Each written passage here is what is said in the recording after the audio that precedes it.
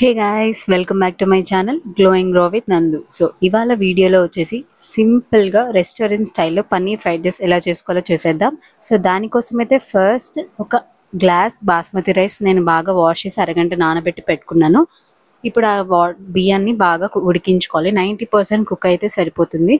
మనకి ఒక మెతుకు పట్టుకుంటే అర్థమైపోతుంది. సో రైస్ 90% కుక్ అయితే ఆ వాటర్ అంతా వంపేసుకొని కంప్లీట్గా చల్లారాలి. వేడి వేడి అన్నంతో ఫ్రైడ్ రైస్ చేస్తే అస్సలు బాగోదు. సో కంప్లీట్గా చల్లారేంత వరకు వెయిట్ చేయండి. ఇప్పుడైతే పొయ్యి మీద ప్యాన్ పెట్టుకొని దాంట్లో కొంచెం ఆయిల్ వేసి 200 గ్రామ్స్ పన్నీర్ని నేను లైట్గా గోల్డెన్ బ్రౌన్ వచ్చే వరకు టాస్ చేసుకుంటున్నాను.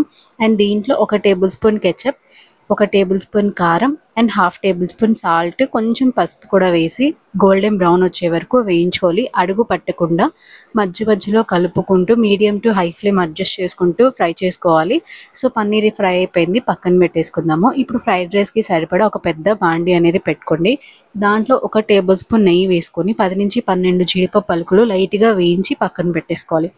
అదే ప్యాన్లో 3 టేబుల్ స్పూన్ ఆయిల్ వేసుకొని పొడవుగా కట్ చేసుకున్న ఉల్లిపాయలు అండ్ క్యారెట్స్, కొంచెం క్యాబేజ్, అలాగే క్యాప్సికమ్, బీన్స్, ఇంకా మీకు ఏ వెజ్జెస్ కావాలంటే అవన్నీ యాడ్ చేసుకొని ఒక 1 మినిట్ వేయించుకుంటే సరిపోతుంది హై ఫ్లేమ్లో. అండ్ దీంట్లో అల్లం వెల్లుల్లి పేస్ట్ బదులు అల్లము వెల్లుల్లి కచ్చాపచ్చా దంచి వేసుకుంటే టేస్ట్ చాలా బాగుంటుంది.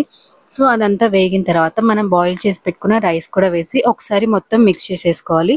అండ్ దీంట్లో ఫ్రై చేసి పెట్టుకున్న paneer, 1 tablespoon chilli powder, ధనియా powder, garam masala, soya sauce, vinegar, red chilli sauce, green chilli sauce and టేస్ట్కి సరిపడా సాల్ట్ కూడా యాడ్ చేసుకొని రైస్ విరిగిపోకుండా జాగ్రత్తగా కలుపుకోవాలి. ఈ ప్రాసెస్ అంతా కూడా హై ఫ్లేమ్లోనే చేయాలి.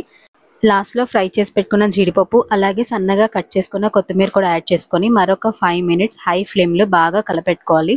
అంతే, ఎంతో సింపుల్గా అండ్ క్విక్గా restaurant style paneer fried rice ready అయిపోయింది. ఫ్యామిలీ మొత్తం చక్కగా ఎంజాయ్ చేస్తూ తినచ్చు. Thank you for